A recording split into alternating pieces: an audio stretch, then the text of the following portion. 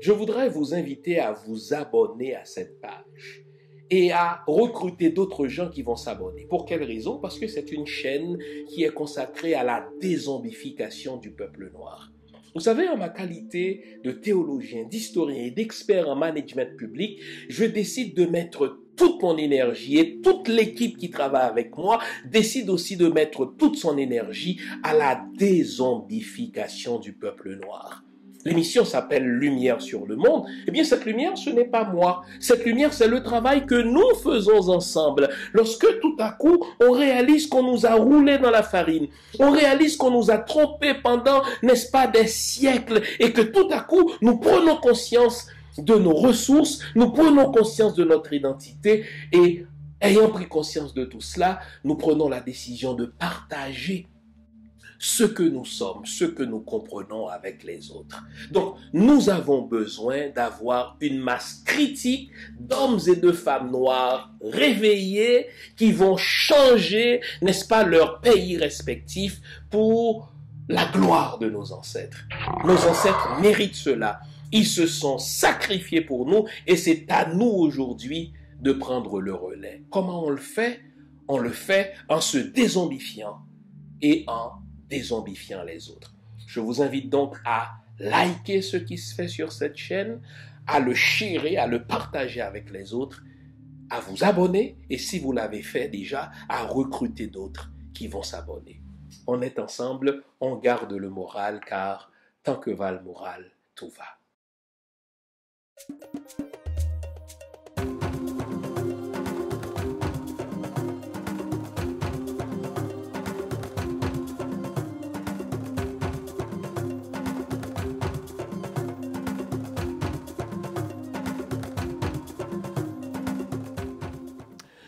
Bonjour mesdames, bonjour messieurs, bonjour le monde, bienvenue à cette autre édition de l'émission Lumière sur le monde. Comment allez-vous? J'espère que vous allez bien, j'espère surtout que vous allez nous consacrer la prochaine heure à l'analyse de l'actualité haïtienne, essayer de décortiquer ce que nous entendons jour après jour dans notre pays et essayer de nous projeter car le but, ce n'est pas analyser en vue d'analyser. Le but, c'est vraiment de tirer des leçons de l'actualité, tirer des leçons de la géopolitique internationale, de manière à reprendre le destin de notre pays en main, de manière à reprendre notre destin politique.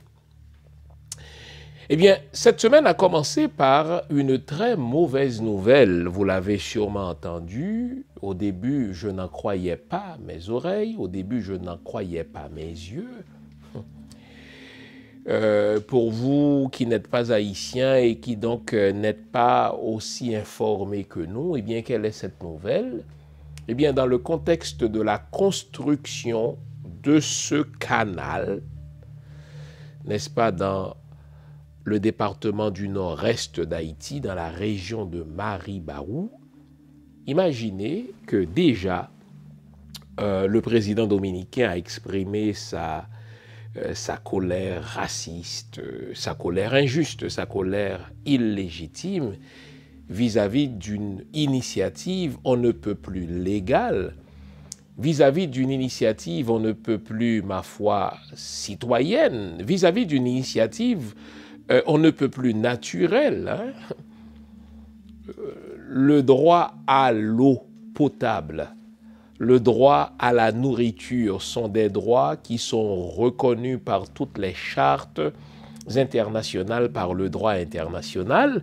On voit que la rivière Massacre, qui est une rivière qui parcourt à la fois le territoire dominicain et le territoire haïtien, eh bien, après que la République dominicaine elle-même a fait pas moins de 11 prises sur ce canal, pour la première fois donc, la population haïtienne a décidé de faire une prise, de construire un canal pour irriguer ces terres dans la région de Maribarouy. On a vu tout ce scandale provoqué par le Nazinader, le président dominicain, comment il a envoyé son armée qui a violé notre territoire d'ailleurs, comment il a fermé, n'est-ce pas, sa frontière avec nous, comment il avait interdit jusque-là toute importation de produits dominicains vers Haïti, ce qui en soi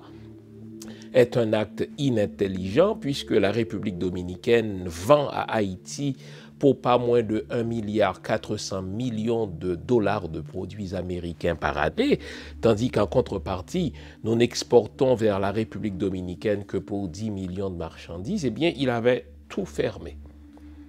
Il avait décidé de ne plus émettre de visa aux ressortissants haïtiens, de ne plus permettre aux étudiants haïtiens d'aller étudier là-bas. Il avait fermé la frontière en s'imaginant à tort que le peuple haïtien allait quémander sa faveur, que le peuple haïtien allait le supplier pour qu'il, n'est-ce pas, procède à la réouverture des frontières. Or, il n'en est rien. Plutôt que de nous humilier, au contraire, ce qu'il a fait nous a servi de fouet. Ce qu'il a fait a justement fouetté notre patriotisme, ce qu'il a fait a fouetté notre fierté et il a réussi, c'est le cas de le dire, à provoquer l'unanimité parmi les Haïtiens, tous les Haïtiens donc, et ceux du dedans et ceux du dehors, sont d'accord pour que le canal se poursuive. Et c'est ce qui se fait. Et voyant que les Haïtiens ont tourné le dos à ces produits, voyant que les Haïtiens ont tourné le dos aux articles dominicains, eh bien, l'État dominicain semble procéder à autre chose. Et là, c'est important de le dire. C'est important de le dire. Imaginez déjà que dans ce chaos où l'État haïtien ne fait rien, si jamais l'État haïtien existe, dans ce chaos où le gouvernement haïtien ne fait rien, eh bien, nous avons appris la semaine dernière que des pochettes de sang contaminées au virus du sida ont été importées vers Haïti. Imaginez les amis. Imaginez des zones, imaginez des régions densément peuplées qui seraient contaminées par des pochettes de sang en provenance de la République dominicaine. Bon, d'accord. La chaîne de responsabilité n'est pas encore établie, il n'y a pas d'enquête. Vous pouvez comprendre pourquoi il n'y en a pas eu d'enquête et qu'il n'y en aura pas une, parce que en général, c'est le gouvernement haïtien qui devrait se tenir du côté de la population haïtienne qui est la victime dans cette affaire pour diligenter une enquête, pour porter une plainte contre soit la compagnie privée qui a tenté d'importer du sang contaminé, enfin d'exporter du sang contaminé vers Haïti, ou identifier la responsabilité de l'État dominicain lui-même. Mais on sait que rien de tout cela ne sera fait puisque celui qu'on appelle le Premier ministre d'Haïti n'est pas le Premier ministre du peuple haïtien. Ces guignols qu'on appelle les ministres du gouvernement haïtien ne sont pas des ministres qui travaillent pour le bien-être de la population haïtienne. Ce ne sont pas des gens qui vont prendre position pour Haïti, si bien que les journaux en ont parlé, les civils ont commenté la chose, les médias sociaux se sont enflammés. Dans un premier temps, je ne pouvais pas en croire mes yeux. Dans un premier temps, je ne pouvais pas en croire mes oreilles. Est-ce qu'au XXIe siècle, en un temps où on peut, n'est-ce pas, tout savoir et faire tout savoir rapidement, est-ce qu'une compagnie privée, est-ce qu'un organisme privé, ou pire, est-ce qu'un organisme d'État ou un organisme, n'est-ce pas, para-étatique tenterait de commettre un génocide, de commettre un crime contre l'humanité sur la population haïtienne en exportant vers Haïti des pochettes de sang contaminées au virus de sida? Oui, Vous avez le droit d'être étonné. Vous avez le droit d'être choqué. C'est effectivement ce qui s'est produit dans ces derniers jours, n'est-ce pas, sur la même frontière.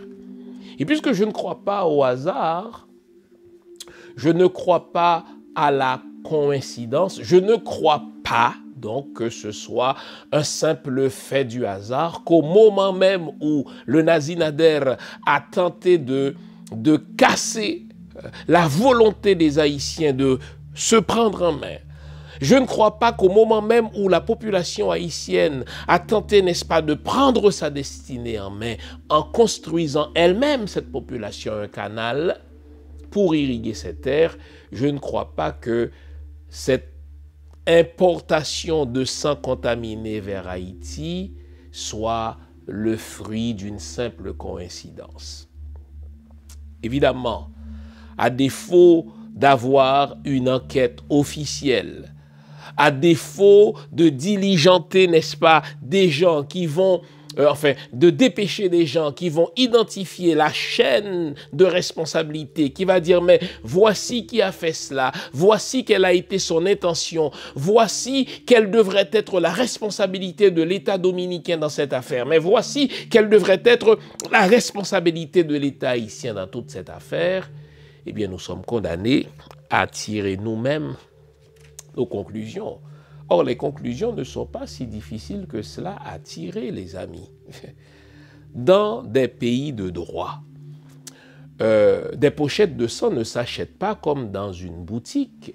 C'est pas comme si j'entrais dans un magasin pour m'acheter, n'est-ce pas, un sac de bonbons, ou bien pour m'acheter, je ne sais pas moi, de la farine. Eh bien, le sang, c'est la vie. Et puisque, n'est-ce pas, le sang constitue, si vous voulez, un produit sanitaire, eh bien, et l'État dominicain avait la responsabilité de veiller à ce que le sang qui soit destiné vers l'exportation, n'est-ce pas, en Haïti, où et l'État haïtien devrait veiller à ce que tout ce qui entre dans ce pays soit conforme aux normes minimales de la santé. Or, voilà que, puisque en Haïti, il n'y a plus de contrôle, puisque l'État haïtien ne remplit pas ses responsabilités minimales, l'État haïtien n'assume pas ses responsabilités régaliennes, n'est-ce pas? L'une de ses responsabilités, c'est de protéger sa population, c'est de protéger son territoire, c'est de veiller, n'est-ce pas, à ce que cette population reste en santé. On a tenté d'empoisonner, on a tenté de commettre un génocide sur la population haïtienne de la région du Nord-Est en exportant depuis la République dominicaine du sang contaminé au sida. Vous nous l'avez demandé, nous avons le plaisir de vous apprendre que désormais, nos émissions, toutes nos émissions, sont disponibles avec des sous-titrages en 3 langues, en français, en anglais et en créole. Nous sommes conscients que l'émission Lumière sur le Monde est devenue une véritable plateforme familiale autour de laquelle des parents et des enfants se réunissent pour s'informer de ce qui se fait en Haïti, en Afrique ou ailleurs dans le monde. Pour vous faciliter la vie, nos émissions sont désormais disponibles avec des sous-titrages en 3 langues, français, créole et anglais. Nous progressons avec vous, nous marchons avec vous, de manière à relever nos communautés et nos peuples. Nouveau, toutes nos émissions sont disponibles avec des sous-titrages en français, en anglais et en créole. Je ne connais pas votre âge, mais moi je suis encore marqué au fer rouge par ces manifestations anti-haïtiennes auxquelles on assistait ici même au Canada, ici même au Québec, n'est-ce pas, à la fin des années 80, lorsque le sida était encore appelé 4H, un H étant ici pour les Haïtiens. Vous aviez des patients québécois, vous aviez des patients canadiens qui refusaient, n'est-ce pas, les services professionnels des médecins haïtiens pour ne pas attraper le sida. Vous aviez des gens qui refusaient de monter à bord d'un taxi piloté par un chauffeur haïtien pour justement éviter d'attraper le sida.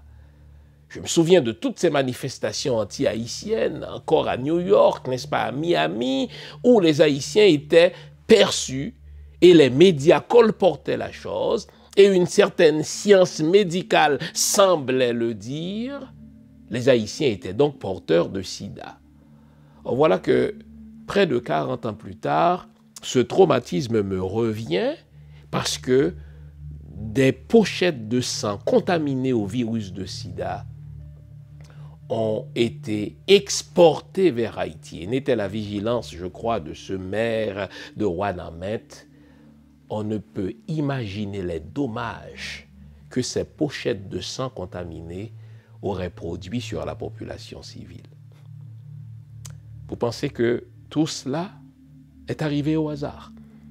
À un moment où la République dominicaine vient de perdre la face, à un moment où le Nazi Nader a perdu la face, lui qui avait fermé la frontière, lui qui avait interdit toute exportation de produits dominicains vers Haïti et qui a dû justement ravaler sa langue pour rouvrir les frontières, alors que l'État haïtien décide de garder, n'est-ce pas, le côté haïtien fermé. Lui qui décide désormais d'autoriser l'exportation des produits dominicains vers Haïti, vous pensez que tout ceci arrive au hasard? La tentative de contamination de la population civile haïtienne de la région du Nord-Est par des pochettes de sang contaminées au virus de sida. Lorsque j'ai lu cette nouvelle, lorsque je l'ai entendue commentée par des journalistes, des analystes des médias sociaux, je me suis posé la question, mais bon Dieu, quand enfin aurons-nous des défenseurs? Quand est-ce que nous allons avoir un gouvernement qui se donne pour mission première de défendre, n'est-ce pas, sa population? Vous vous souvenez que la MINUSTAH nous avait apporté le choléra. Choléra, cette épidémie qui avait disparu de nos frontières depuis plus de 100 ans. Et lorsque ces forces, n'est-ce pas, des armées de l'ONU nous ont apporté, n'est-ce pas, le choléra, et que la population civile commençait à mourir en grand nombre, on parle là, n'est-ce pas, de milliers de morts, le gouvernement de Martelly et le ministre des Affaires étrangères de Martelly d'alors, plutôt que de prendre position pour la population haïtienne, pour réclamer réparation pour ce dommage, ce choléra qui nous a été importé par les forces de l'ONU, quelle ne fut ma tristesse de voir le gouvernement de Michel Martelly, avec son ministre des Affaires étrangères d'alors, prendre position, tenez-vous bien, non pas pour la population haïtienne, mais prendre position pour l'ONU. Le ministre des Affaires étrangères de Michel Martelly est allé dire au Parlement haïtien qui cherchait à comprendre, n'est-ce pas, quelles étaient les responsabilités des forces onusiennes dans la résurgence du choléra en Haïti. Ce ministre des Affaires étrangères a eu le culot de dire que les Nations Unies n'y étaient pour rien. Or, ironiquement, des chercheurs français, des chercheurs étrangers ont fait la démonstration que cette souche-là du choléra pouvait remonter à la présence des forces onusiennes chez nous, si bien que, là encore, le peuple haïtien était livré à lui-même, sans défenseur, sans personne pour prendre position pour lui. On voit que une dizaine d'années plus tard, c'est des pochettes de sang contaminées qui ont traversé notre frontière depuis la République dominicaine et qui visaient, cela n'a absolument aucune autre option, on ne peut tirer aucune autre conclusion, des pochettes de sang contaminées au sida qui visaient à éliminer la population haïtienne. Avez-vous entendu une note de protestation officielle du Premier ministre haïtien? Rien. Avez-vous lu ou entendu une note de protestation officielle de la part du ministre de la Santé publique en Haïti? Rien. Avez-vous entendu le ministre des Affaires étrangères d'Haïti convoquer l'ambassadeur de la République dominicaine à Port-au-Prince pour lui demander des explications? Je ne suis pas en train de dire que l'importation de ces pochettes de sang contaminées au sida en Haïti, cette importation-là, je ne suis pas en train de dire qu'elle est directement liée à une action de l'État dominicain, sauf qu'il y a des explications à donner. Il y a des questions à se poser. Si on avait un véritable gouvernement, on poserait des questions à la République dominicaine, on tenterait même une action en justice pour que cette compagnie-là, qui a tenté de d'importer du sang contaminé chez nous, ou l'État dominicain, n'est-ce pas, lui-même donnerait des explications. Mais comme d'habitude, les civils sont surpris, nous les analystes, nous déchirons nos chemises, n'est-ce pas, sur la place publique. Mais quant à Ariel et sa bande de salauds, c'est comme si de rien n'était, c'est business as usual. De toute manière, ils ne sont pas là pour la population haïtienne. Ils sont là pour respecter et pour appliquer l'agenda des étrangers. Cette semaine, c'était, vous me direz, la semaine de mes chocs, la semaine de mes surprises. On avait entendu par le passé, enfin, dans les dernières semaines, Trudeau critiquer Ariel Henry pour sa, si vous voulez, pour sa nonchalance, pour son refus de prendre quelques décisions que ce soit afin de sécuriser sa population.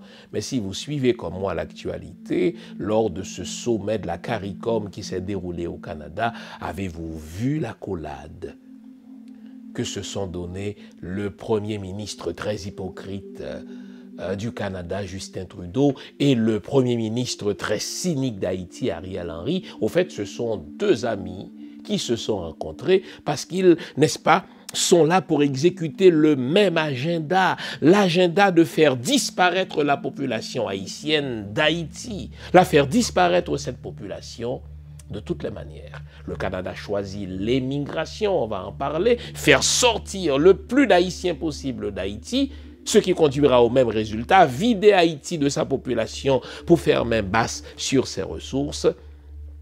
La République dominicaine choisit le génocide par l'importation en Haïti ou l'exportation depuis la République dominicaine de pochettes de sang contaminées.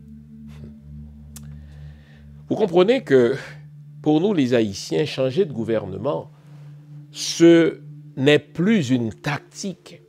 Changer de gouvernement, ce n'est plus quelque chose d'accessoire. Il nous faut avoir un gouvernement, car nous n'avons pas de gens qui nous dirigent pour notre bien. Au fait, nous sommes dirigés par des tyrans. Et le droit international, la coutume internationale, le droit naturel permet à tout peuple, à toute population, à tout citoyen qui est tyrannisé de se défendre contre les tyrans. Dites-moi, le ministre de la Santé publique doit être sénile. Il est malade quelque part, on ne l'a pas vu. Hein. Je ne sais pas pour vous si vous avez entendu parler de ce ministre de la Santé publique. Il me semble qu'il était très malade il y a quelques mois. Et imaginez, il est allé se faire soigner en terre étrangère. Et depuis ce temps, on ne l'a pas remplacé. Mais ça sert à quoi de le remplacer de toute manière? Donc il continue à être payé comme ministre de la Santé publique, payé pour quoi faire? Pour rien. Le ministre de la Sécurité publique, dont le mandat devrait être, n'est-ce pas, de sécuriser la population haïtienne, donc la ministre de la Sécurité publique en l'occurrence, qui est en même temps ministre de la Justice, les mauvaises langues disent avec n'est-ce pas, justesse, ministre de l'Injustice. Elle est ministre de la Sécurité publique, ministre de la Culture, ministre, n'est-ce pas, de la Justice. Mais qu'est-ce qu'on ne lui offrirait pas comme ministère? Puisque de toute manière, elle ne fout rien. Est-ce que la ministre de la Sécurité publique, Emily Prophète, a lancé une enquête quelconque pour savoir, mais Qu'est-ce qui n'a pas été respecté au niveau de la frontière? Où est le ministre du Commerce qui doit normalement veiller au respect des règles, au respect des normes, en ce qui a trait à ce qu'on importe, en ce qui a trait à ce qu'on achète d'ailleurs, en ce qui a trait à ce qui se vend au pays? Imaginez les amis, c'est gros ça, c'est très gros ça. Des pochettes de sang, des dizaines de pochettes de sang contaminées au sida qui ont traversé la frontière dominicaine vers Haïti. Vous savez quoi? C'est encore une fois la théorie de Pasqua. La chose nous a choqués pendant quelques jours, mais très rapidement, on va attirer nos regards vers autre chose. Très rapidement, on va créer une autre nouvelle, on va créer une autre actualité pour éviter de fixer les responsabilités dans cette affaire. Imaginez s'il s'agissait d'un autre pays. S'il s'agissait d'un autre peuple, s'il s'agissait d'un pays avec une autre couleur, mais les journalistes étrangers en parleraient. S'il s'agissait d'un autre peuple, on pousserait la question un peu plus loin pour savoir, mais qu'est-ce qui s'est véritablement passé? Quand je vous ai dit que le peuple haïtien est juste dans sa façon de nommer Abinader, Nazi-Nader, mais ça, les amis, c'est un acte nazi. Que d'exporter vers un autre pays, que d'exporter vers la République voisine des pochettes de sang contaminé au sida. Et alors, vous savez ce que ça aurait donné? Une fois de plus, on aurait assisté à une résurgence du taux de ceux qui sont affectés par le sida en Haïti, et partout, les journaux recommenceraient à faire du sida la maladie des Haïtiens. Heureusement, il y a des esprits qui veillent sur ce peuple. Hein?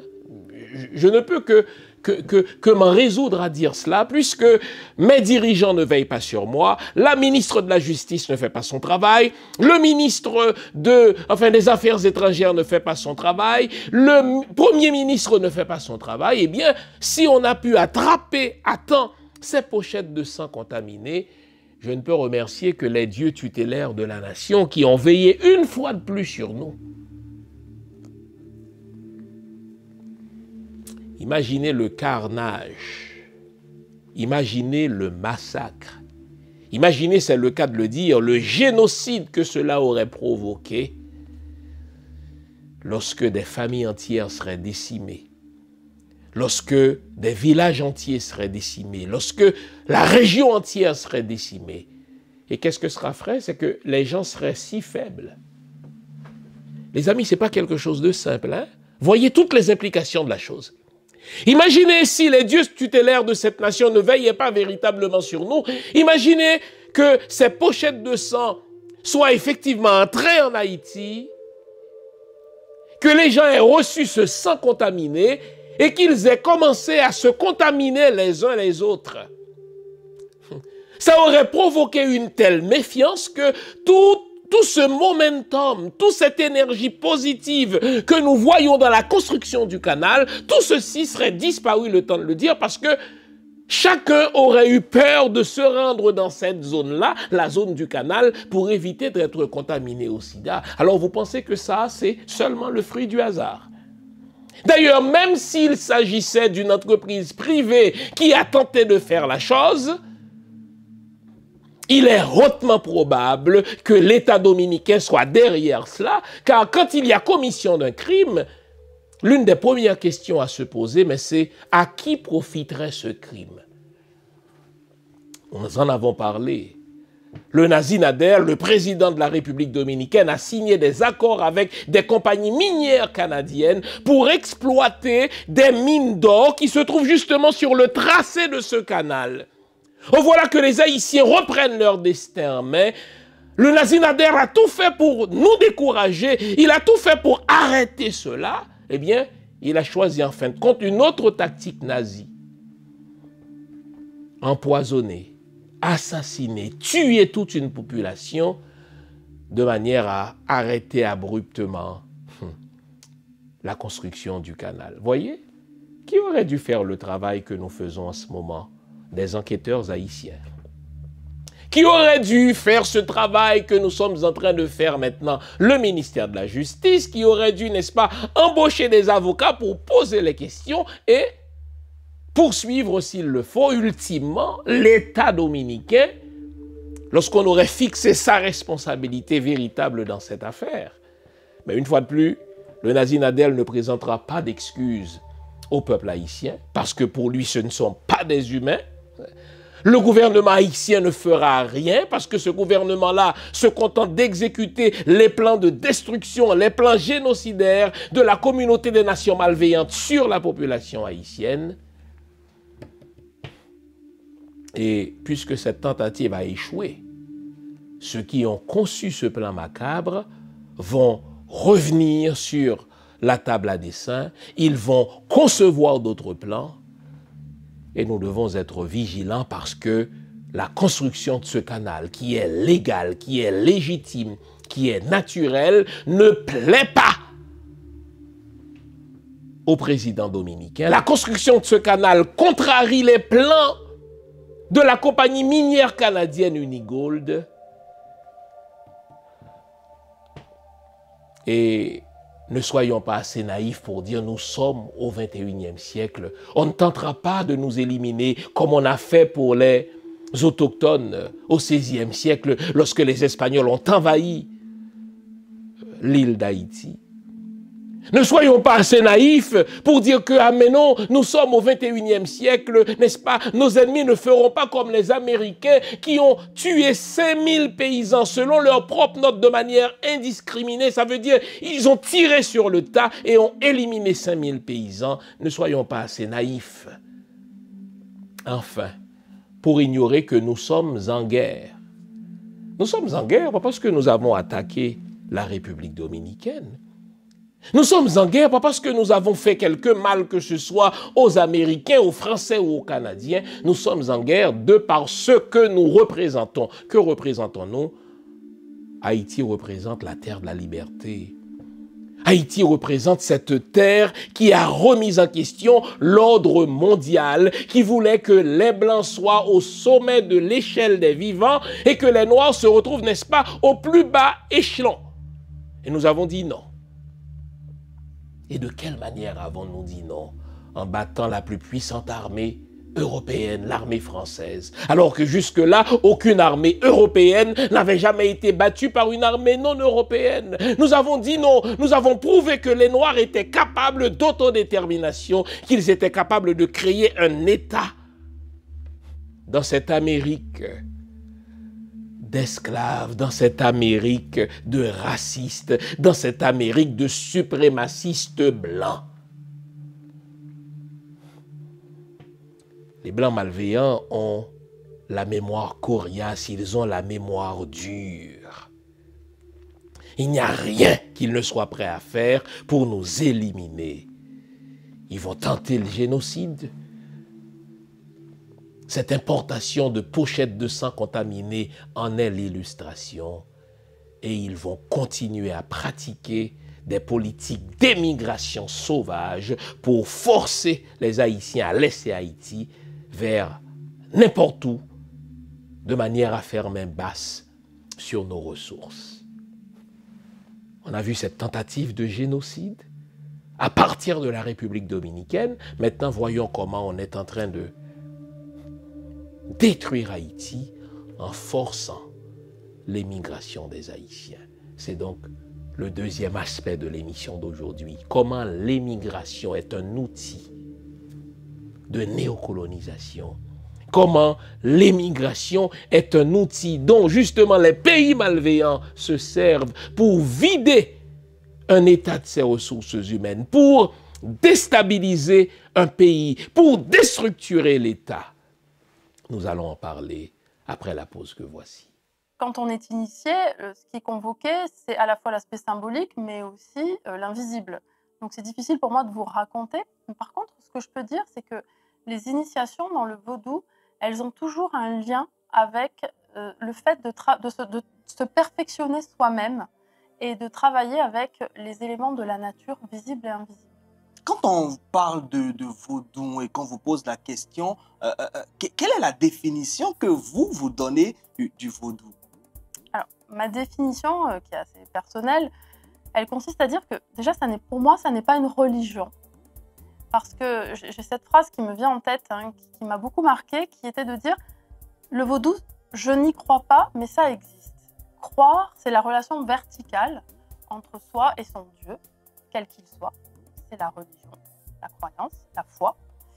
Et ça existe, c'est cette relation au monde, cette relation en système, à la nature, aux ancêtres et à l'invisible. Donc pour moi, la définition du vaudou, finalement, c'est une vision du monde intégrée. Pour vous aider à vous défaire de tous les mensonges qu'on vous a débités au sujet du vaudou, je vous propose une trilogie fondamentale. Vaudou, je me souviens, et si les lois n'étaient pas des diables, et enfin, Vaudou 101, une spiritualité moderne sans sorcellerie. Ces 3 livres sont disponibles sur mon site web www.jeanfils-aimé.com ou sur amazon.ca. Une trilogie à lire et à avoir dans sa bibliothèque personnelle ou familiale.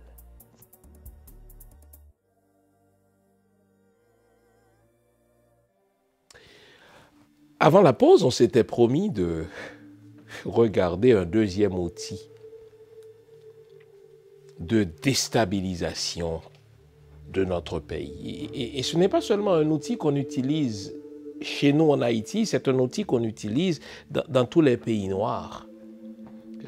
On vient de voir une tentative claire de génocide. On ne peut surestimer ce qui s'est passé là. Et souvent, comme intellectuel, on tend à banaliser pour dire « Ah mais non, on ne peut pas dire que c'est l'État dominicain qui est derrière ça. » Voyons donc, les amis, voyons donc. Même quand il s'agissait d'une entreprise privée qui a fait cela, eh bien, l'État dominicain a des responsabilités dans ce qu'il permet comme produit exportable. Bien sûr que l'État haïtien a ses responsabilités aussi. L'État haïtien doit veiller sur ce qui rentre sur le territoire haïtien de manière à protéger sa population. C'est l'une de ses responsabilités premières.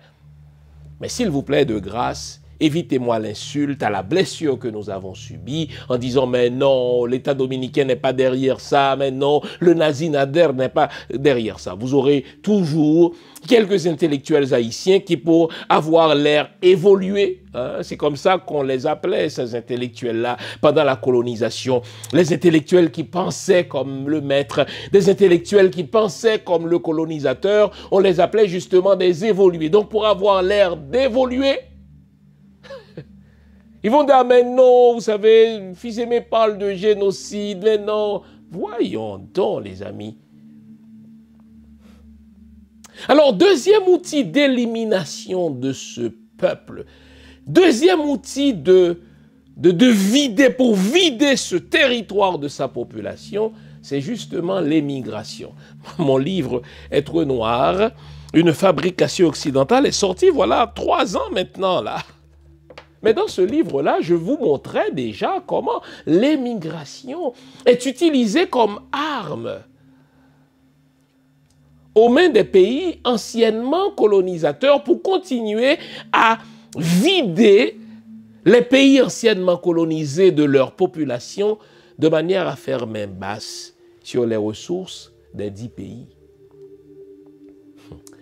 Si vous voulez avoir une triste illustration des effets de la malgouvernance en Haïti, si vous voulez avoir une triste illustration des effets de la néocolonisation en Haïti, rendez-vous à l'aéroport de Port-au-Prince et vous serez servis. Vous serez, j'allais dire, édifiés, mais il n'y a pas d'édification là-dedans. Vous serez tout simplement convaincus du fait que en Haïti, il y a si vous voulez, une tentative, une entreprise constante, perpétuelle pour vider Haïti de sa population.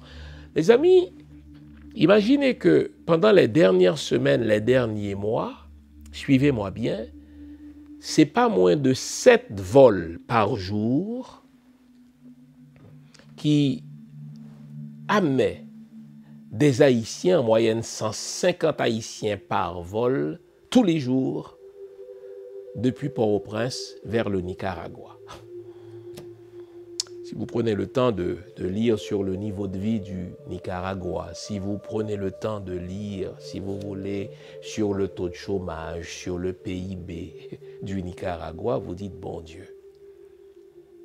Ceux qui nous ont dirigés, accouplés aux blancs malveillants, entendons les gouvernements américains, français et canadiens, eh bien, ceux-là se sont associés pour transformer Haïti en un véritable enfer, en sorte que la jeunesse haïtienne se dit, il n'y a aucun endroit qui puisse être pire que ce que je vis là en Haïti, peu importe l'endroit, je prends l'avion pour me rendre au Partouville, on va l'appeler ainsi. Nicaragua.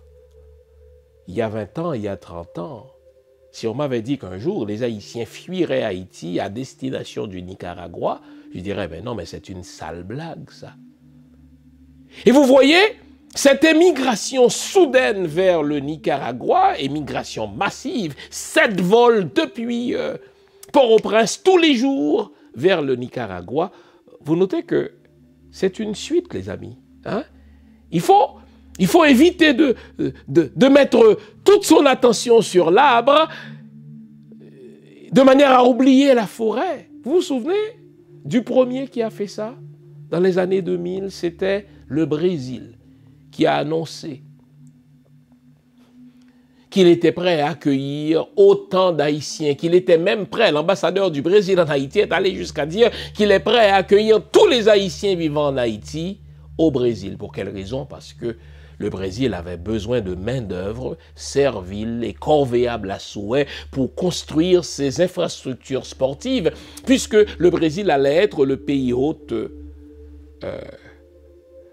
du mondial. On connaît la suite.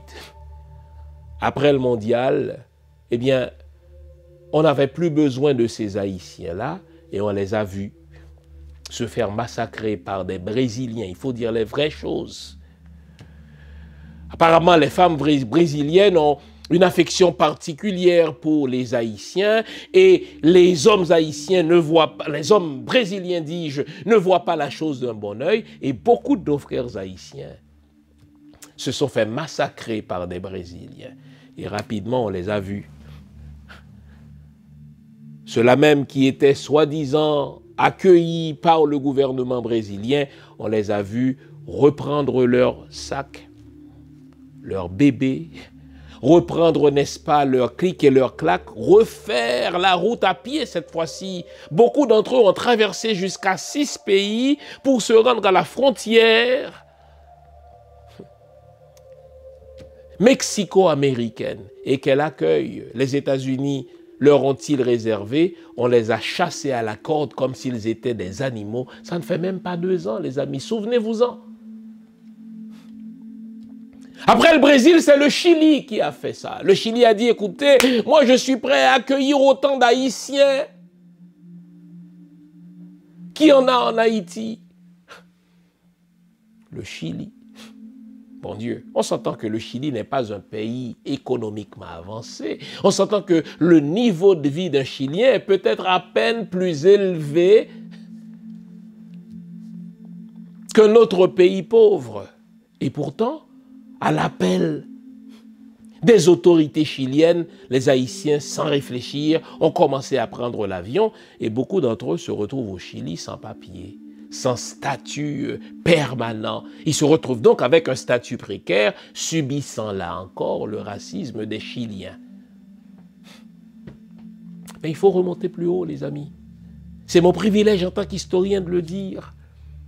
L'Haïtien, jusque-là, était très attaché à sa terre. Jusqu'en 1919, l'Haïtien était très attaché à sa terre. Et les Américains y ont goûté. Lorsqu'ils ont tenté par tous les moyens de faire fuir les Haïtiens, ces derniers étaient viscéralement attachés à leur terre. Cet attachement viscéral, nous le tenons de nos ancêtres. C'est une terre que nous avons construite nous-mêmes. C'est une terre, n'est-ce pas, qui s'est abreuvée de notre sang. C'est une terre pour la libération de laquelle nous nous sommes battus et jamais n'étions-nous prêts à la laisser. Et devant cet attachement viscéral à sa terre, les Américains ont forcé le paysan à aller couper de la canne à sucre en République dominicaine. Ils étaient les premiers à le faire. Il ne faut pas oublier comment les choses ont commencé. Il faut à chaque fois refaire la genèse de l'émigration haïtienne. Ce sont les Américains qui ont forcé nos paysans à vendre leurs terres. Déjà, comme je l'ai dit, ils ont changé notre constitution pour permettre l'achat de nos terres par des étrangers.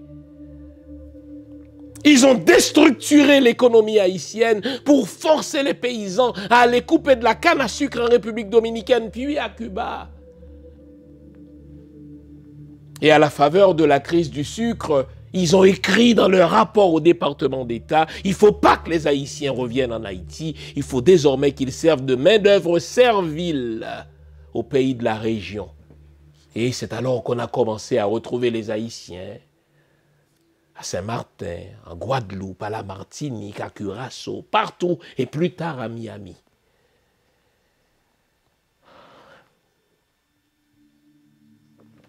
Vous notez une chose? Les Haïtiens prennent jusqu'à 7 avions par jour pour se rendre au Nicaragua. Le Nicaragua qui suit l'exemple du Brésil, le Nicaragua qui suit le précédent du Chili, mais au même moment, depuis un peu plus d'1 an maintenant, Biden, celui-là qui avait fermé ses frontières à l'entrée des Haïtiens, celui-là qui avait donné quelque chose comme 7 ou 8 millions, n'est-ce pas, au gouvernement d'Ariel Henry pour faciliter la déportation d'Haïtiens vers le Cap Haïtien et vers l'aéroport de Port-au-Prince, depuis un peu plus d'1 an maintenant, ce même Biden se découvre de la philanthropie. Il se surprend à être un philanthrope et il facilite ainsi l'émigration de milliers d'Haïtiens par mois. Vous pensez que tout cela, les amis, c'est le fruit du hasard? 1 an et demi plus tard, c'est le Canada qui annonce un programme semblable à celui des États-Unis.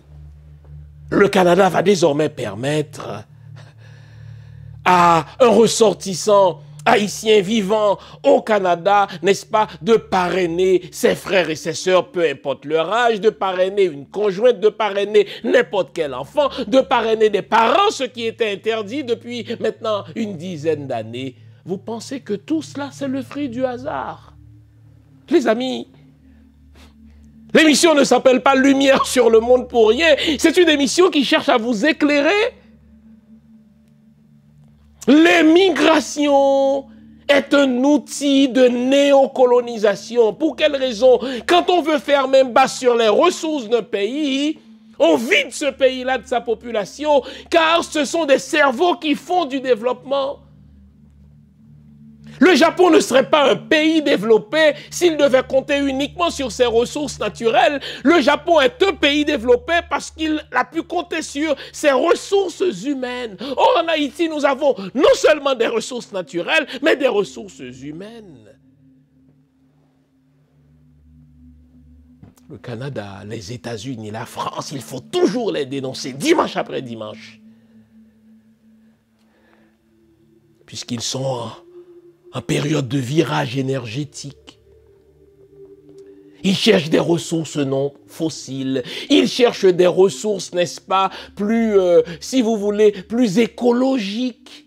Et tout à coup, ils s'aperçoivent qu'il y a cet Haïti-là qui est un grenier de ressources. Mais puisque c'est un pays qui, par leur faute aussi, est mal dirigé, honte aussi à nos dirigeants, donc la population haïtienne accepte ce mensonge-là, à savoir qu'elle vit sur un territoire pauvre. Alors, le Canada, les États-Unis, le Chili, le Nicaragua, et mettez-en, offrent l'aumône aux Haïtiens en leur permettant de quitter ce beau pays pour aller vivre ailleurs. Et pendant ce temps, des étrangers vont acheter nos terres. Je ne suis pas en train, encore une fois, de faire quelques reproches que ce soit à ceux qui quittent. Mais je suis seulement en train de vous dire que derrière cette émigration massive, derrière cette émigration vers Partouville, il y a un plan macabre de vider Haïti de sa population, comme les Américains l'avaient décidé en 1919, pour faire main basse sur Haïti. Et vous allez voir, au moment où on quitte en grand nombre, au moment où on quitte tous les jours vers Partouville, des compagnies minières canadiennes vont s'intéresser à Haïti. Ils vont, encore une fois, ces pays-là, le Canada, les États-Unis et la France, ils vont nous faire des élections bidons et ils vont placer à la tête du pays des hommes facilement manipulables qui vont justement leur signer des accords, mon œil, pour permettre l'exploitation de nos ressources sans nous. Alors prenons les Blancs malveillants à leur propre jeu. Oui, quittez. Mais pour nous qui sommes déjà installés, achetons des terres dans notre pays. Ne leur facilitons pas les tâches. Oui, il y en a qui doivent quitter parce qu'Haïti est devenu un enfer malheureusement. Mais pour nous qui sommes déjà installés en terre étrangère, qui avons une certaine économie, c'est le temps d'acheter des terres. Il ne faut pas donner raison à ce que Trump avait dit. Trump avait dit qu'éventuellement, Haïti va devenir, si vous voulez, un territoire qui va appartenir à des compagnies étrangères, car des conglomérats, des compagnies étrangères, des entreprises minières vont essayer d'acheter là où il y a des ressources et finalement, Haïti n'existera que de nom parce que d'une part, on aura vidé le pays de sa population, mais parce que d'autre part, ce sont des étrangers qui vont acheter nos terres. Nouveau, bonne nouvelle, toutes les émissions Lumière sur le Monde se trouvent désormais en mode podcast. Cela veut dire que vous pouvez continuer à vaquer à vos occupations tandis que vous nous écoutez.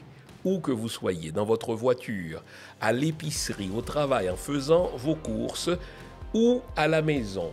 Toutes les émissions Lumière sur le Monde en français et en créole sont en mode podcast.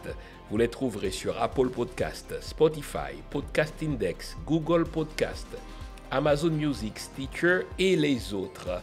Nous sommes partout en mode podcast. Il n'en tient qu'à vous. Nouveau, bonne nouvelle, Lumière sur le Monde est en podcast.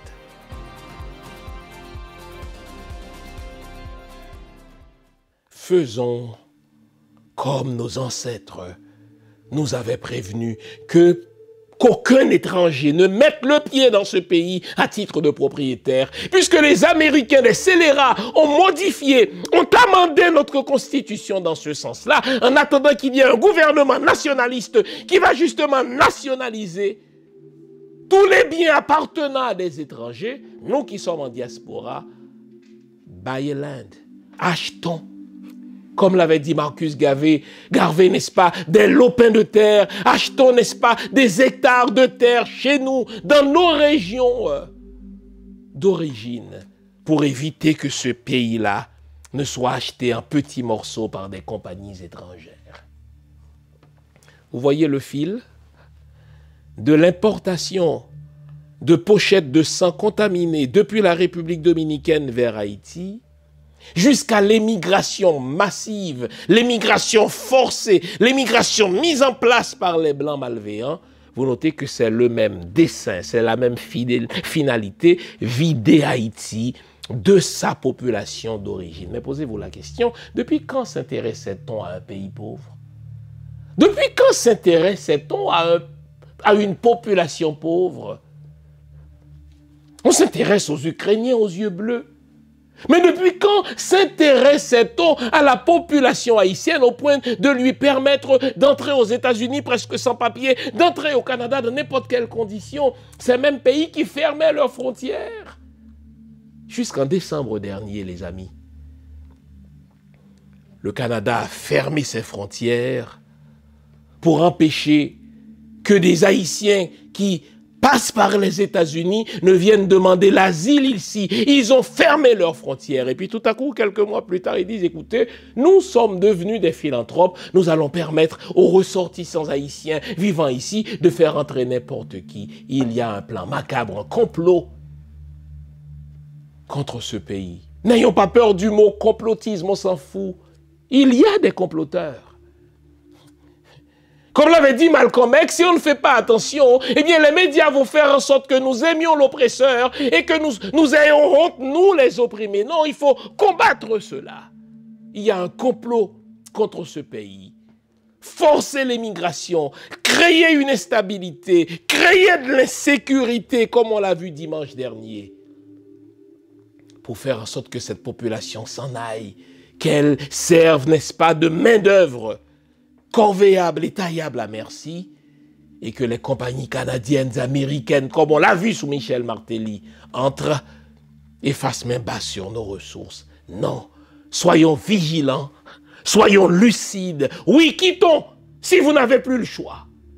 Mais pour nous qui sommes déjà ici, achetons des terres dans ce pays pour éviter que ce pays ne soit acheté par morceaux par des compagnies étrangères. Enfin, dans tout ce que je vous dis, il y a toujours un peu d'espoir. Consacrons la dernière partie de l'émission à ces lueurs d'espoir que je perçois. À tout à l'heure. Vous vous demandez où trouver mes livres? Simple, sur mon site, prioritairement, www.jeanfils-aimé.com. Vous avez accès à tout ce que j'ai écrit. Où que vous vous trouviez dans le monde, nous livrons partout où c'est possible. Vous pouvez aussi avoir accès à mes livres par Amazon.ca. C'est un excellent cadeau à se faire ou à faire aux autres. Servez-vous-en. Je vous avais dit que la dernière partie de l'émission serait consacrée à ce qui m'a donné de l'espoir. Vous savez, lorsque le Conseil de sécurité des Nations Unies a annoncé il y a quelques semaines en grande pompe qu'il donne son aval à l'invasion du territoire haïtien par une force internationale. Mais déjà, je vous disais, mais de quel droit? Vous avez un Conseil de sécurité qui est constitué de 5 membres permanents dont j'ai rien à foutre et qui s'entoure de 10 autres membres qui, eux, sont élus pour un certain temps, en sorte que vous avez donc une structure de 15 membres qui décident pour un peuple qui ne lui a rien demandé. Le peuple haïtien n'a rien demandé. Le peuple haïtien dit, nous n'avons pas choisi Ariel, vous nous l'avez imposé, reprenez-le, envoyez-le en enfer si vous voulez, à la morgue, on s'en fout, mais on ne vous demande rien. Bon. Et là, je vous avais dit que c'est illégal, c'est insolite. Et heureusement, la population kenyane commence à penser comme moi, commence à penser comme vous et moi.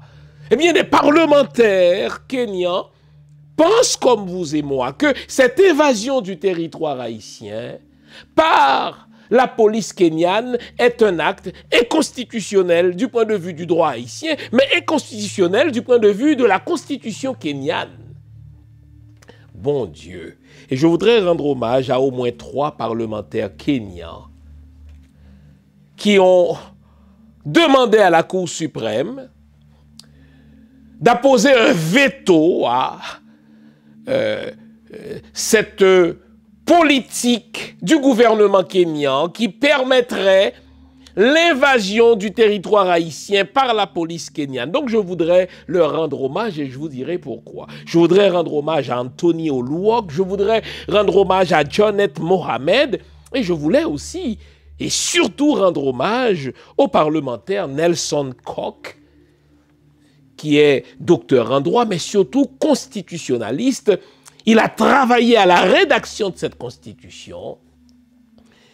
Il a demandé à la Cour suprême de bloquer le temps d'étudier la question de fond, qui consiste à savoir, est-ce que l'envoi de forces policières en Haïti est constitutionnel ou non? Mais voilà, je veux leur rendre hommage, mais ce pourquoi je veux rendre un hommage particulier au docteur Nelson Cox, c'est pour sa connaissance de l'histoire d'Haïti. J'ai écouté une entrevue de cet homme dans laquelle il explique pourquoi il est contre l'invasion du territoire haïtien par, n'est-ce pas, la police kenyane. Mais bon Dieu, j'étais encore plus fier d'être haïtien. Il rappelait aux Haïtiens comment ils ont fait l'histoire. Il rappelait aux Haïtiens comment ils ont battu la plus grande armée du monde. Il rappelle aux Haïtiens comment ils ont créé un état de liberté formé de Noirs, tandis qu'on était entouré de nations blanches, n'est-ce pas, qui esclavagisaient justement d'autres Noirs. Et dans cette entrevue, il nous a dit de ne pas compter sur les autres pour résoudre nos problèmes, de ne pas compter sur l'arrivée de troupes étrangères pour résoudre nos propres problèmes de sécurité, et que c'était à nous de le faire. Nous avons prouvé par notre histoire que nous pouvions faire de plus grandes choses encore. C'est à nous de nous prendre en main. Je voudrais rendre hommage à cet homme-là pour son courage. Il a défié les Américains. On sait que ce sont les Américains qui, au sein du Conseil de sécurité des Nations Unies, ont poussé cet agenda d'invasion de notre territoire. Ce monsieur-là, Nelson Cox, a dit aux Américains leurs 4 vérités.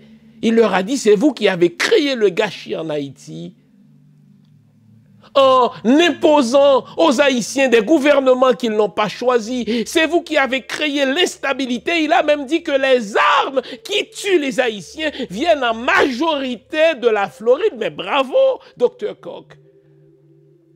Et là, il dit, écoutez, les Haïtiens sont nos frères, mais nous ne voulons pas être utilisés par les Américains pour aller envahir le territoire d'un pays frère, le territoire d'un pays ami.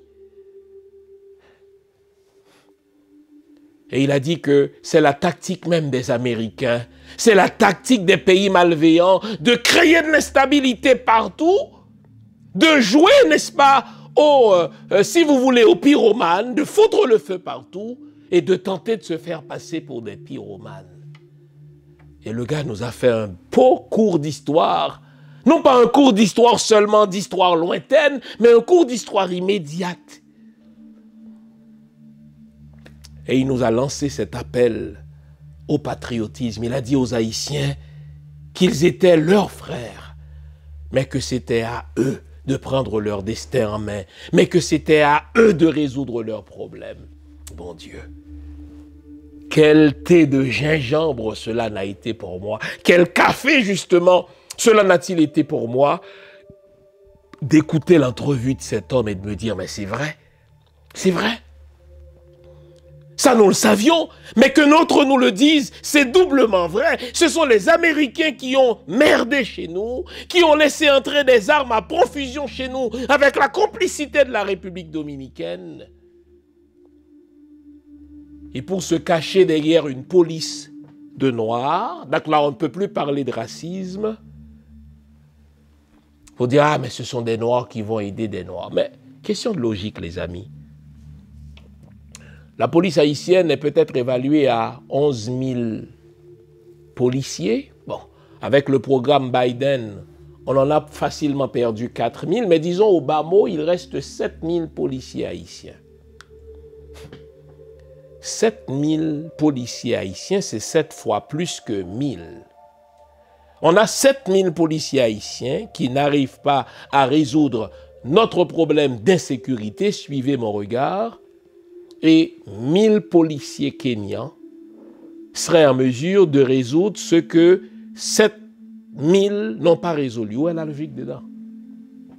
Et dans la résolution des Nations Unies, Il est écrit noir sur blanc que ces policiers-là ne vont pas entrer pour combattre les gangs. Ces policiers-là ne vont pas entrer en conflit avec ceux qui détiennent des armes. Ils vont être là pour protéger des endroits stratégiques comme les aéroports, les ports et surtout pour permettre la tenue d'élections dans ce pays. Donc, en fait, on veut envoyer des Kenyans, des Noirs, faire accepter aux Haïtiens une autre élection à la suite de laquelle on va nous foutre notre Michel Martelly. C'est ça le plan des États-Unis, c'est ça le plan du Canada, c'est ça le plan de la France.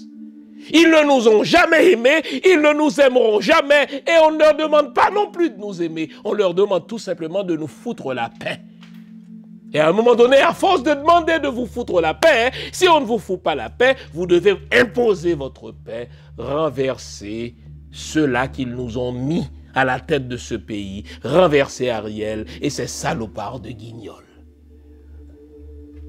Les amis, et cette tentative de génocide, l'exportation de pochettes de sang contaminées au sida depuis la République dominicaine et l'émigration massive forcée des Haïtiens ces derniers jours participent de la même tactique. Vider le territoire haïtien de sa population de manière à faire main basse sur nos ressources en cette période de virage énergétique. Qu'on se le tienne pour dit. Soyons vigilants.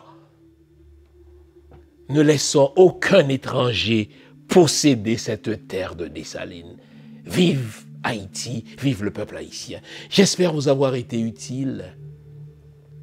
J'espère surtout que l'émission d'aujourd'hui va vous ouvrir les yeux et fouettera votre patriotisme de manière à renverser ce que le Canada, les États-Unis et la France nous imposent pour reprendre notre destin politique en main. Merci de votre attention. Bonne semaine. Gardons le moral, car tant qu'on va le moral, tout va. Au revoir. Bonne semaine.